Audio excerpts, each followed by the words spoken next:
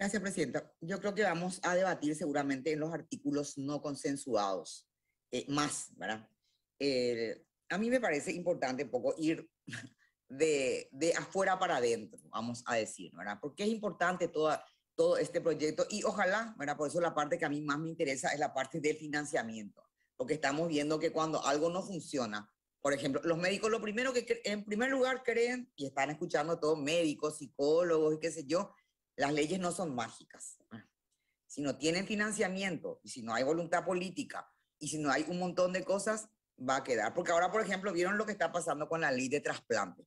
Quieren que cambiemos la ley porque no hay suficientes donantes. Esto no es una cuestión, y también el tema de salud mental. Esta es una cuestión de concientización, de cambio de cultura y también una cuestión económica y social. Es decir, las leyes tienen que ser reflejo o una de dos, o son reflejo de una situación o lo que te hacen es una política pública, ¿verdad? Te empieza una política pública. Esas dos funciones, lo que no puede hacer es suplir una realidad. Ahí están los médicos en el caso de los donantes, de estos chicos que tenemos, ¿verdad? De la necesidad urgente de donación de órganos de pequeños, con lo doloroso que esto significa, ¿verdad? Quieren que cambiemos la ley para que los chicos, ¿verdad? En el caso de una muerte encefálica, obviamente, ¿verdad? Más o menos los médicos puedan decidir la donación. Y no se puede hacer eso.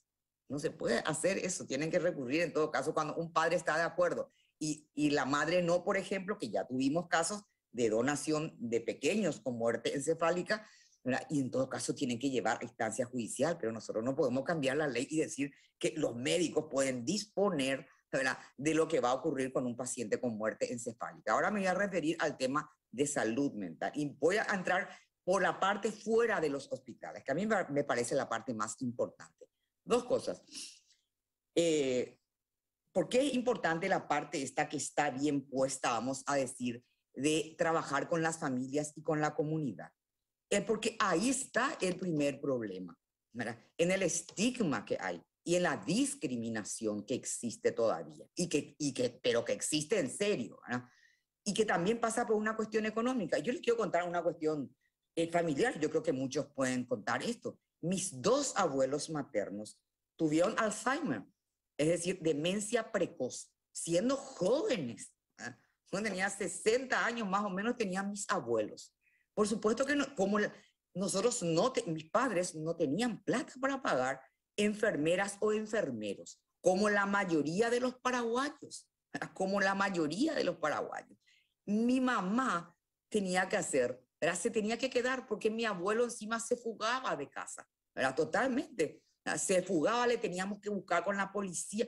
Todo esto ocurre. ¿Qué hace la familia? Que tiene que salir a trabajar, obviamente, que no tiene con quién dejarle, no tiene para pagar enfermera, ni cuidador, ni nada. Termina encerrando a esa persona, por ejemplo, con una patología como la demencia precoz, que son personas jóvenes. Realmente el Alzheimer, una de las peores patologías que puede haber, ¿eh? Los que vivimos, los que tuvimos, y a lo mejor ustedes tienen parientes o amigos, de verdad es algo bueno. Ahora, por suerte, está muy avanzada la terapéutica y tal vez en breve podamos ver alguna luz de esperanza para la gente y para las familias, ¿verdad? Lo peor es cuando se tienen personas con trastornos tipo esquizofrenia, etcétera, porque ahí encima ya viene la vergüenza. La familia no quiere asumir, no asume, ¿verdad? Claro, porque vamos a hablar claramente, y esto no es el término que hay que usar.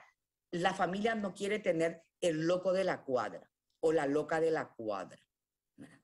Eso pasa. Vamos a hablar crudamente que los colegas saben, y cuando hablo colegas me refiero a todo el equipo terapéutico, ¿eh? No solamente los médicos, los psicólogos, los trabajadores sociales, todo el equipo que tiene que intervenir, porque eso pasa. Entonces la familia, una de dos, o lo esconde, y sabemos perfectamente, lo ata, lo deja en la piecita de atrás, escondido del barrio, ¿verdad? O termina trayéndole al manicomio, ¿verdad? Porque no quieren, ¿verdad? Es un estigma, en serio, ¿verdad? Hay una discriminación terrible que no logramos superar, ¿verdad? Que no logramos superar, y esto es una cuestión de mucho tiempo. La segunda cuestión, que también está todavía fuera de los hospitales, pero que está dentro del sistema, es el costo de los medicamentos. yo acá conté una vez, y yo no tengo vergüenza de contar, porque yo sé el costo exactamente, porque yo soy una persona que tuvo un cuadro depresivo, ¿verdad? Lo único que no tuve es ideas suicidas. Yo tuve un cuadro de depresión mayor, porque yo sé cuánto cuesta la medicación de algo que, no sé, de una doble terapia. Cuesta 2 millones de guaraníes mensuales, cuesta. 2 millones. ¿Quién puede pagar eso para ayudarte a salir con la terapia conductual, con todo lo que quieran? Pero las drogas cuestan eso. ¿Quién te puede? Y es una cuestión que tenés que estar mínimo un año, que empieza a hacer efecto recién a los 4, a la cuarta, entre 4 a 6 semanas, ¿verdad? ¿Quién puede sostener? Y estoy hablando de depresión, la esquizofrenia y otras patologías que requieren una triple medicación. Nadie puede sostener, o sea, muy poca gente puede sostener esto, ¿verdad? Por eso yo conté una vez, porque yo creo que hay que quitar los estigmas, no hay que tener vergüenza. Y muy poca gente asume, sobre todo cuando una figura pública, porque siempre hay gente malintencionada que te quiere, y sobre todo cuando sos mujer. Tengo el suficiente carácter como para decir sí. Yo tuve, y yo me considero, ¿verdad? Tuve una patología mental que me ayudaron a salir psiquiatras y la medicación. A mí me parece importante asumir eso para animarle a más gente y que sepa que si está deprimida, y no es esa depresión así que ustedes creen, estoy deprimida. No, no, no. Una depresión es algo de verdad que hay que tomar en serio, y por eso es necesario hablar del tema. Y más gente tiene que hablar. Si hay gente conocida, si hay gente que puede aportar, más gente, y que la gente sepa que con ayuda se sale, se tiene que hablar de este tema. Vuelvo al tema económico. Cuesta eso. Y la consulta, ya ni hablemos, ¿verdad? Ya ni hablemos. En el sector público, claro, te vas a la consulta. En el sector privado es impagable, ¿verdad? Ellos, la mayoría de ellos no están luego en el seguro, aunque tengas un seguro, aunque tengas un seguro, ¿verdad? No están. Y pagar una consulta es impagable para la mayoría de las personas. Es decir, si no está el público, es casi, yo diría que es imposible, yo diría que es imposible directamente para cualquier familia paraguaya de clase media, media alta, y la mayoría que es de clase económicamente baja, no puede sostener ni el tratamiento, que tiene que ser continuo, ni la medicación. No lo puede hacer. Directamente no lo puede hacer. Y ahora termino en lo último, el tema de derechos humanos, ¿verdad? Nosotros, nuestro psiquiátrico, ustedes saben, creo que fue sancionado en la Corte Interamericana de Derechos Humanos por muchas cosas. No sé si algunos se acuerdan todavía de estos 2 chicos con autismo, con trastorno de conducta, que estaban encerrados. Dios mío, yo cuando los vi no lo podía creer, ¿verdad? Parecían, de verdad no quiero ser bruta, pero esa era la imagen, y de hecho esa es la descripción que hace la Corte Interamericana, ¿verdad? Porque como no lo querían tener en piezas, vamos a decir, en el psiquiátrico, porque se lastimaban entre ellos, etcétera, etcétera. Entonces le hicieron como un cerco, como una jaula. Había árboles así, un cerco grande, para que no puedan, porque si no, ellos se lastimaban entre ellos. Y vos te ibas al psiquiátrico y vos le veías a ellos en los árboles. Yo no me voy a olvidar nunca esa imagen, de verdad. O sea, eso también ocurre cuando uno está con un centro, ¿verdad? ¿Por qué? Porque hay mucha violación de derechos humanos. Hay violaciones de hombres y de mujeres. No sé, en este minuto, vamos a decir. A ver, cuando yo hice una evaluación allá en el 2004 más o menos, esto está todo documentado. O sea, yo no estoy inventando nada. Fue documentado por Fiscalía, creo que por el Mecanismo contra la Tortura. Hay violaciones, ¿verdad? Dentro hubo, por lo menos, para decir, no, para no comprometer a nadie, ¿verdad? Está todo denunciado, ¿verdad? Y gente que se suicida ahí, no hay suficientes personas. Voy a contar un caso que me llamó muchísimo a mí la atención, porque esto, en serio, ¿verdad? Yo conté ayer en la Comisión de Salud, yo fui consultora de OPS en un diagnóstico del psiquiátrico. Y de verdad que fue impresionante, porque hay una parte que es de corta estancia, vamos a decir. Entonces yo tenía que ir y ver, a ver, ¿cuántos pacientes tienen? ¿Verdad? Porque era medir la productividad de cada médico, de cada enfermera, que es un sistema que se hace a ver cuántos pacientes, etcétera, etcétera, ¿verdad?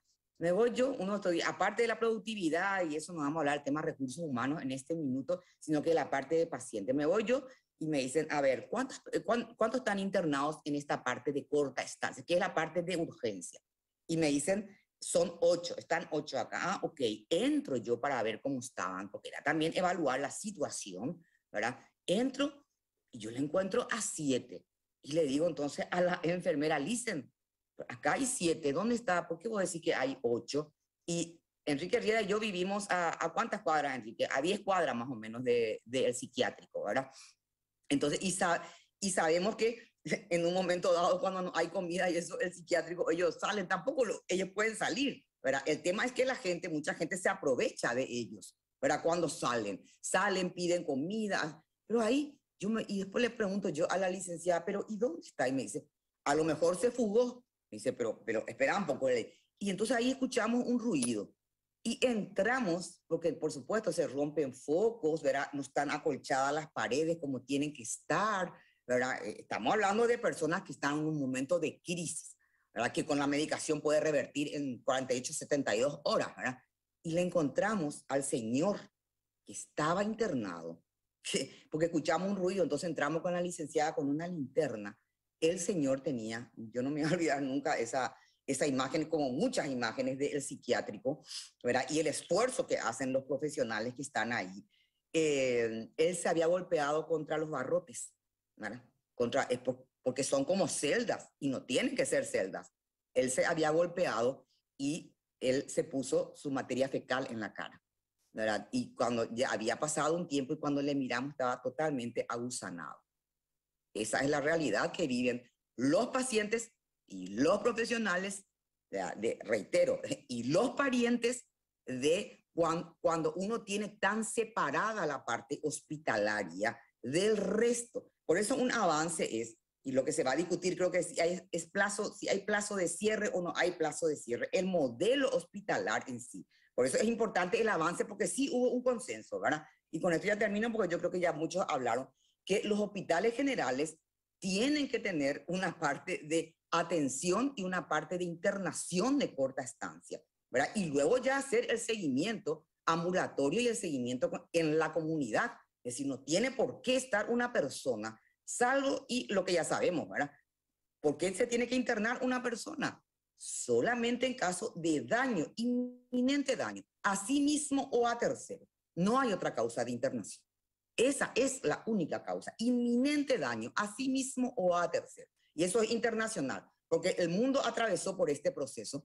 Cuando las familias o las personas no sabían qué hacer, entonces lo único que querían era llevarle a un asilo, a un manicomio y qué sé yo. Entonces, solamente así se puede. Y la internación debe ser voluntaria y en caso involuntario, con una junta médica, solamente en esos casos, cuando corre riesgo su vida o cuando corre riesgo la vida de otros. No hay otro motivo de internación.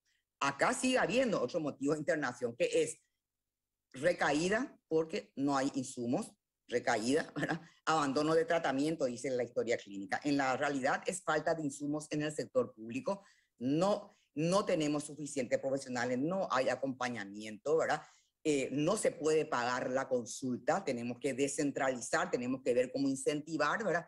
Y el otro tema cultural demasiado importante que se tiene que hablar para que las familias, con el tema, ustedes se dan cuenta que no hay apoyo, por ejemplo, que ni siquiera está visualizado. Es decir, ¿por qué una persona, una familia que tiene una persona con una patología mental, con un trastorno, no va a tener una ayuda especial, por ejemplo?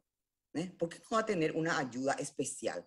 Una cuestión económica especial, ¿verdad? Y yo no hablo solamente, aparte de tener los medicamentos, porque siempre al final, y siempre es una mujer la que se tiene que quedar cuidando si es que esa persona está en una crisis o está en una depresión o tiene, como mis abuelos, demencia precoz, y siempre es la mujer la que termina encima quedándose a cuidar al pariente, teniendo que dejar su vida laboral, social y hasta familiar. Es decir, el tema es muy profundo, así que yo felicito la parte que se consensuó, no sé, al final, porque ayer en salud, no sé si Jorge va a hablar, en salud se había dicho hacer una aprobación en general ¿verdad? Y evaluar bien, no sé si al final vamos a tratar todo, pero me gustaría a mí discutir entonces la parte de los plazos de cierre, ¿verdad? Si va a haber o no plazo de cierre, cuál es el plazo, y la parte del financiamiento sí me gustaría tener más en claro, que fue lo que ayer por lo menos decidimos en la Comisión de Salud. Gracias. Gracias a usted, señora senadora. No habiendo ya oradores inscritos, pongo a consideración la aprobación en general. Los que están de acuerdo, acrílico verde o levantar la mano. Si pueden encender sus pantallas, por favor.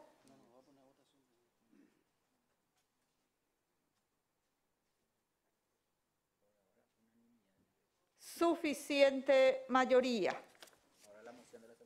La moción de la senadora Esperanza Martínez de aprobar ir tratamiento por capítulo. A votación la moción de la senadora Desiree Masi. Permiso, presidente. Senador Querey. Sí, disculpen. Ayer y pido una consideración porque tengo una información cruzada aquí de la comisión y de nuestro equipo técnico.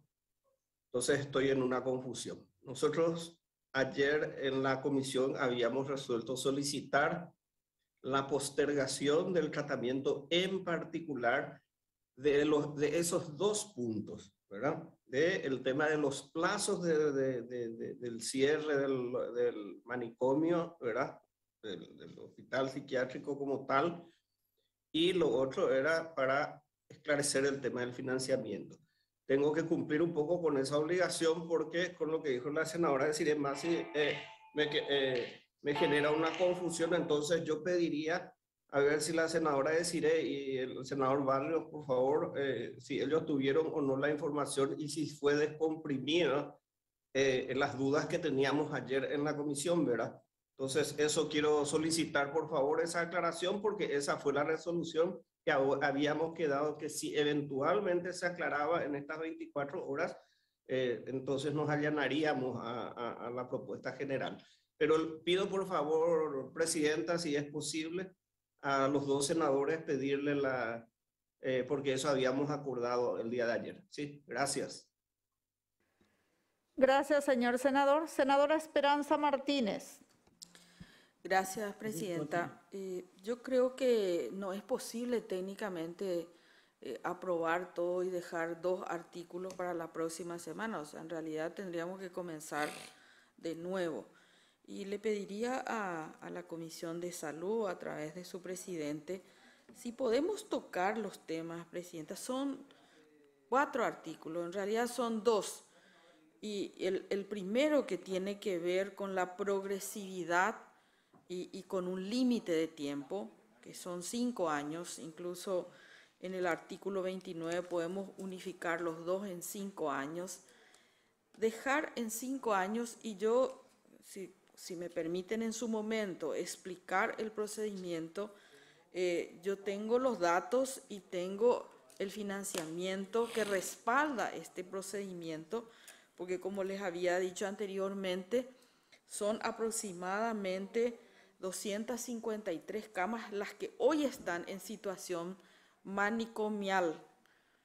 Por supuesto que la necesidad va a ser más grande en la medida que esta red vaya abasteciendo los problemas de adicciones, los problemas de autismo, los problemas, o sea, la salud mental en todas sus dimensiones, los casos de las personas de la tercera edad, de los niños, los casos psiquiátricos, digamos, más convencionales. O sea, hay el problema es más amplio, pero lo que queremos es solucionar el tema del hospital psiquiátrico, porque allí hay problemas de derechos humanos y de garantía de la calidad de vida de esos pacientes. Entonces, son 250 personas, de las cuales 100 son agudas y 150 aproximadamente.